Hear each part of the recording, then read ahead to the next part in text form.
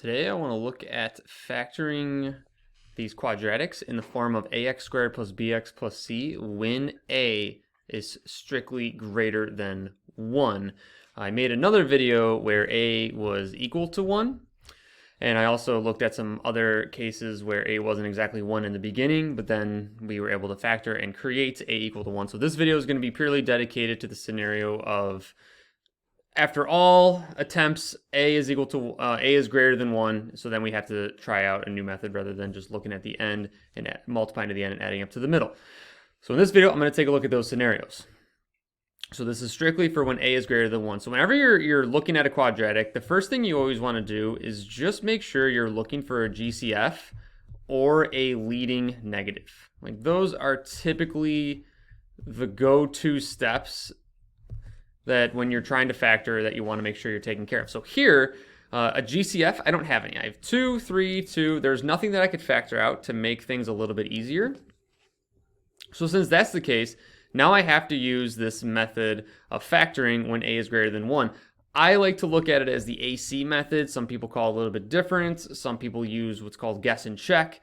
I don't like the guess and check only because you can really get into a little bit of some time pressure there when you're just trying out all these different combinations, and sometimes the numbers are a little bit more complicated where guess and check might be a little bit more complicated to do. So I like this AC method because, yeah, it might take a little bit of some more time, but in the end, if you do like 10 problems, you're going to come out ahead rather than doing guess and check because there's going to be a couple problems on guess and check that's going to fill up some time. So the AC method is multiplying your A term times your C term. So that's -4 in this case. So we want two numbers that multiply to the -4 and add up to the -3. So it's similar to when we would just wanted two numbers that multiply to C and add up to B. But here now we want two numbers that multiply to -4. So 2 times -2 and then add up to the middle. And two numbers that multiply to -4 and add up to -3 is going to be -4 times +1. Because -4 times 1 is -4. -4 plus 1 is -3. So what I do next is I bring down this a term, so 2x squared, this first term. I bring down my -2, and I'm just replacing my middle term with these new factors. So my middle term was -3x, so I'm going to write this as -4x, because my factor was -1, and plus 1x. And the reason I'm putting x after the 4 and x after the 1 is because this was -3x. So I'm just rewriting the visual more than anything. I'm not changing any values. I'm just rewriting -3 as -4 plus 1. And then from here, we do factor by grouping because we have 4 terms and we want to factor by grouping. The way I typically do factor by grouping is I just group the first two, and then if there's a plus sign there, we really don't have to worry about it. If there's a negative there, if like you flipped it, you put plus x and minus 4x, I might have some scenarios like that in my presentation here, but some people do it one way, some people do it the other way, but it's not really a big deal. You're just grouping the first two, grouping the second two, and then factoring out a GCF from each term. So in this first one, I have 2x that I could take out because 2 goes into 2, 2 goes into 4. And then I can take out an x. X goes in x squared, x goes in x. So I'm going to take out a 2x. And what that leaves me with then is 2x squared divided by 2x is going to be just x. And then -4 divided by 2 is -2. I took out the x. Here's what happens on the second term. X minus 2. I don't have anything that could be factored out. I don't have a GCF. So whenever you're in the scenario where you can't actually factor anything out, you want to factor out a +1 or a -1 if it was a leading one or a leading negative. But since it's just x minus 2, I can't factor anything. So you need to have like a placeholder of just +1. So then you're going to be left with x minus 2 because I just factor out a 1 pretty much. And look what happened. X minus 2, x minus 2. So I have the same terms in parentheses. So I'm going to factor out the x minus 2. So I'm factoring out x minus 2. That leaves me with whatever's left over, 2x plus 1. And there is this problem factored. So a little bit lengthy, a couple steps there, but you get the answer in the end. And that's all I really care about. And sometimes it's a little bit quicker, sometimes a little bit slower. It just depends. But I definitely like this method more than guess and check. So I'm going to do a couple more examples here in this video. So the next one, 6x squared plus 11x minus 10. Right off the bat, I don't have a GCF that I could factor out because 6, 11, and 10, there's nothing that goes in all three of those terms. And then a leading negative, I don't have that. So I just have to now go through and do the AC method. So I'm going to multiply 6 and negative 10, which is negative 60. I want two numbers that multiply to negative 60 and add up to a positive 11. So two numbers that multiply to negative 60, add up to 11. Not the easiest numbers to just think about right away. So what I would do is I would just play around with the numbers for a little bit. Like if you think like 60 divided by 2 is 30. There's no way that I could get to 11. And then let's try 60 divided by 3. And this is just my systematic approach that I like to do. Just go through the factors. Like, okay, 60 divided by 3 is 20 and 3. There's no way that I could get to 11 by adding or subtracting those numbers. 60 divided by 4 is 15. Boom, there it is. Because 15 minus 4 is 11. Now I just have to play with the signs a little bit. I want to multiply to a negative and add up to a positive. So that means I'm going to have positive 15 times negative 4, because that's negative 60. But 15 plus negative 4 is positive 11. Check. All right, there it is. So now that I have my terms, I'm going to bring down my a term, 6x squared. I'm going to bring down my last term here, minus 10. And I'm replacing my middle with my two values here of 15x minus 4x. So now I'm going to factor by grouping. And when I do that, here's what I want to talk about though with this sign. In the last one, it wasn't a big deal because it was plus. But this one, we have this minus. What you want to make sure you're doing is you want to make sure you're grouping it like this, where you're including the negative. Now, some people do this, and I've done this in the past. So let me just show you this real quick. Let me actually just, there. Some people have done this, where if they have a minus like that, they do plus and then make it a negative. So then that way you group it like this. I've tried that with classes. It just kind of causes like confusion, like, wait, why are we switching signs? So I know, I know this isn't like, I know there's some people that think about doing this, like now you're turning into a multiplication problem. It's a little bit of like about notation. I just like to do this. I've seen students be more successful with just, all right, we're grouping these two, let's factor. Rather than, if you can't technically do that, you have to change this to plus and then minus. But I don't want to get into the crazy details. So here, all we're doing is just grouping the first two terms, grouping the second two terms, and then factoring out a GCF. So from this first term, I have 6x squared plus 15x. What goes into both of these terms? A 3x I could take out. So when I take out 3x, 6 divided by 3 is 2. I took out x, so I'm just left with x. 15 divided by 3 is 5, so I'm going to take out a 5. I took out the x, so I'm not left with an x anymore. In the second term, here's why that minus sign is so important. Because we have a negative form, so I want to make sure I factor out a leading negative. What did I say at the top of this video? I said GCF and leading negative. Leading negative, you want to factor that out. So I'm going to take out a negative 2, because 2 goes into 4, 2 goes into 10. So what ends up happening is this becomes a positive 2x. Negative 10 divided by negative 2 becomes positive 5. And look at that. 2x plus 5. I'm going to factor out the 2x plus 5, leaving me with just 3x minus 2. And there it is factored. This is a great example of if you were doing guess and check, you might be sitting here for a while. And as you just saw when I was going to my calculator there, trying to figure out two numbers that multiply to a 60, when you're doing guess and check, you have to try to figure out, is it going to be 2x plus 5 or 2x minus 5? And then you got to worry about, like, where's the 2 going to go? And this one, you didn't really have to worry about that because if you try to put the 2 over here, it would have been 2x minus 2. So that really wouldn't have worked out because then you would have a 2 to factor out. And so that one, you might have been a little bit okay doing guess and check. But AC method took us no more than like 3 minutes, and that's with me explaining everything. All right, next one. Here I have negative 5x squared plus 33x minus 18. So in this problem, I don't have a factor that I could take out. I have a 5, 33, and 18. Nothing can be taken out, but I do have this leading negative. So I want to make sure I factor that out. So I'm going to factor out leading negative, leaving me with 5x squared minus 33x. I just wrote 3x. Minus 33x. And then that's going to become plus 18. Plus 18 there. Now, One thing you want to make sure you're noting, this leading negative that we factor out, I like to just like draw an arrow just as like a visual reminder, like, all right, that's going in my final answer, because some people will just completely forget about that term that you factor out at the beginning, but just make a little visual, little reminder that that needs to be tacked onto your final answer. So now we have to factor this. So I'm going to multiply 5 and 18, and that's 90. So I want two numbers that multiply to a positive 90 while also adding up to a negative 33. We want it to multiply to a positive, add up to a negative. What do both numbers need to be then? They both need to be negatives. Negative times a negative is a positive.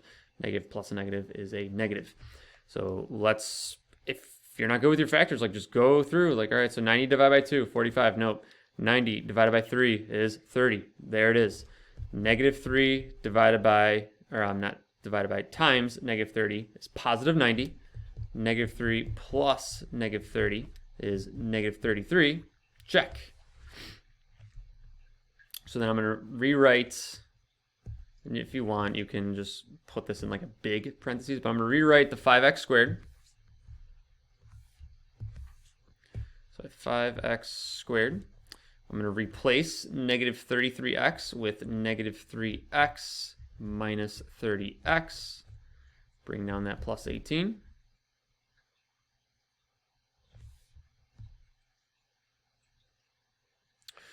All right, and then I'm actually going to change these to brackets. I'm not a big fan of using like parentheses and parentheses, so this will be in brackets like that. Okay, so now we just have to factor by grouping. So I'm going to group the first two. This is where that sign again is coming into play. You want to make sure you're grouping it with that negative there in the second term, or you could use that plus and then make it minus and then group it with the minus sign where you have a plus there. Either way, not the biggest deal in the world. So now from here, I'm going to factor out, and I'm just going to make a little note here to bring down that negative. I'm going to factor out just an x. That's the only thing I could take out of here. So just an x. So I'm going to take out x, leaving me with 5x minus 3. That's interesting there. I can only take out an x. Then from the second term, negative 30x plus 18. What could I take out there? I could take out a 6, a negative 6. 6 goes into 30, 6 goes into 18. So we have to reach a little bit and you make sure you're factoring in a leading negative. So negative 30 divided by negative 6 is positive 5x. 18 divided by negative 6 is negative 3. And here's a little cheat for you. If you're going through and you factor out like 6, positive 6, you're like not thinking about that leading negative. What's going to happen then is you're going to have opposite signs. You're going to have negative 5x plus 3. Then you're going to notice like, wait, these are not the same. So then you got to go back. Oh yeah, there was a leading negative here. So that's why I have to factor out the leading negative. So these terms should come out to be the same. And they do. So factor out the 5x minus 3, leaving us with x minus 6. And then don't forget about that negative that we factored out from the very beginning. So there it is.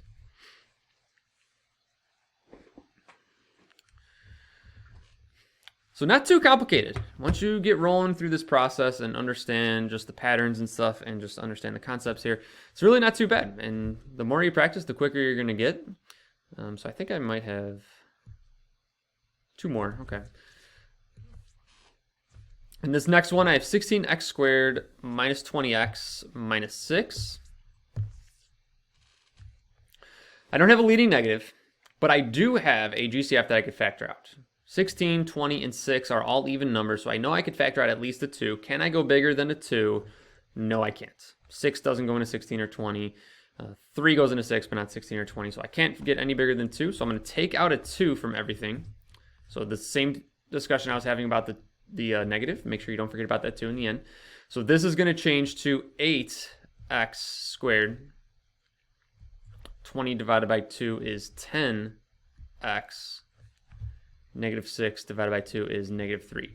And a way to make sure you grabbed the largest GCF that you can is this next line should all be good to go. Like you shouldn't be able to factor anything else out. And if you can, then do that and multiply your new factor with that first factor that you took out. But here, I'm okay. So just go ahead and use the AC method. So I'm going to do 8 times negative 3. So I want two numbers that multiply to negative 24 and add up to negative 10.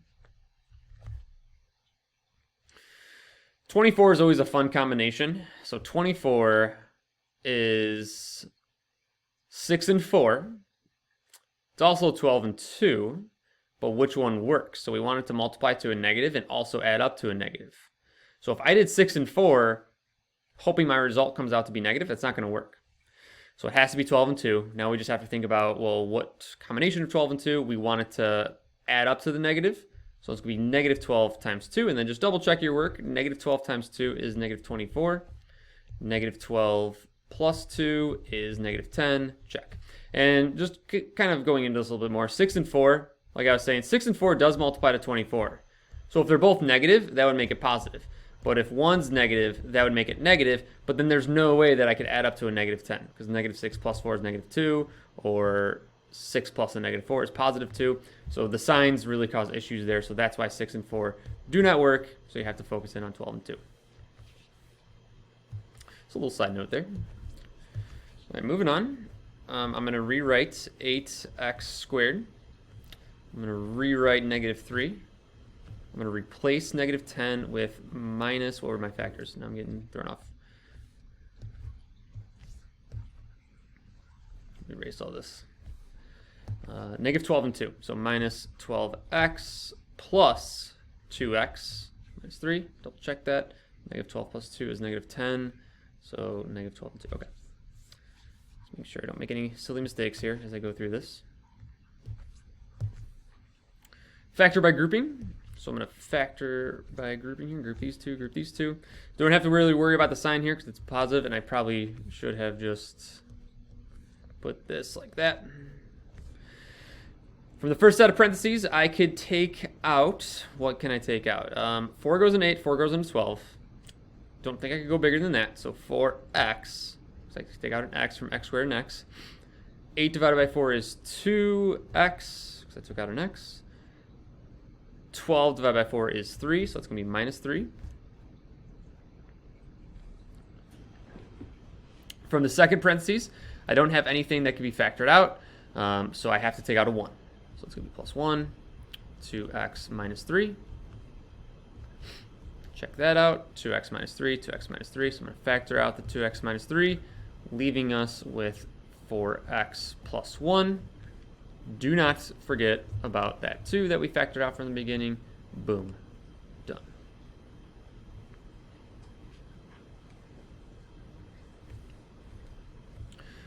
Last one. Kind of a challenge question for this video. Definitely intimidating. There's a leading negative. There's 12, 58, and 70. Though all those numbers are even, so I know a 2 is going to be factored out. So maybe bigger, maybe I don't know. Let's check. So I know I'm going to take out a negative. What else could I take out, though?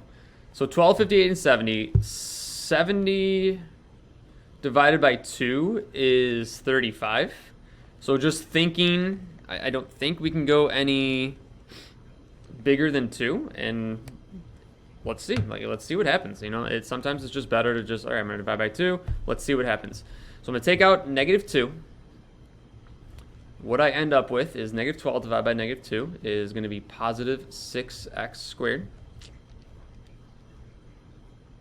58 divided by negative 2 is going to be negative 29x. Is a relief. And then negative 70 divided by negative 2, as I already said, was going to be 35. So all the signs flip, negative into positive, positive into negative, negative into positive. It worked out. Looked pretty messy, but it worked out. 29 is prime, and then 35 is just 5 and 7. So there's nothing else that we can take out of there. Sigh of relief. But it doesn't make it any easier, because now I have to use AC method, and that's going to be 6 times 35. Yeah, try imagining using guess and check on that one. So 6 times 35, what is that? 6 times 35 is 210. Positive 210, right? Because it's positive and positive. And we want to add up to a negative 29. All right, 2 numbers that multiply to a positive add up to a negative. So right there, you know, 2 numbers are going to be negative. Negative times a negative is a positive. So we want these 2 numbers to add up to negative 29. So we know that it's going to be, you know, pretty close to one another. And what I mean by that is, like, it's not going to be a bigger number than like 29. So 29 minus, or like 50 minus something to get 29, like nothing like that. So 210 divided by, let's try I'm just going through, trying out different numbers here. 210 divided by 7, getting closer. 210 divided by 8, maybe? No, 210 divided by 10? 21? 10 divided by 12? What is it? There it is, 14. I had to go through quite a couple steps there. So 210 divided by 14 is 15. 15 plus 14 is 29. And you can see this process, like I did not go through these problems ahead of time. I just pulled these problems, I just created these problems, and then, all right, I'm gonna do these. So you can see the process of, I just went through 210 divided by, I knew 2 wasn't gonna work, so I shot a little bit higher. I maybe like started at 5 and then see what that was, and then start going through some numbers that you think might work, and it took me all the way to 14. So that's gonna be negative 14 times negative 15, positive 210. 14 times 15, yep, 210. And then negative 14 plus negative 15 is negative 29. All right, whew. Not easy. So we're gonna have 6x squared, replace negative 29x with negative 14x and negative 15x plus 35. Now we are going to group the first two, group the last two. What could I take out of here? I could take out 2x. So it's going to be 3x minus 7. Here I could take out negative 5. 5 goes into 15, 5 goes into 35, and it's negative because it's a leading negative. So that's going to be positive 3x minus 7. Boom. Mission accomplished. So I'm going to take out 3x minus 7, leaving me with 2x minus 5. Do not forget about the negative 2 we took out at the beginning. So I hope this video helps with factoring ax squared when a is greater than 1. And again, if you are looking at problems like this, like something like this, I don't know if this is even factorable. No, it isn't. But if you're looking at something like this where the coefficient is a leading 1, I have another video on that. Check that out.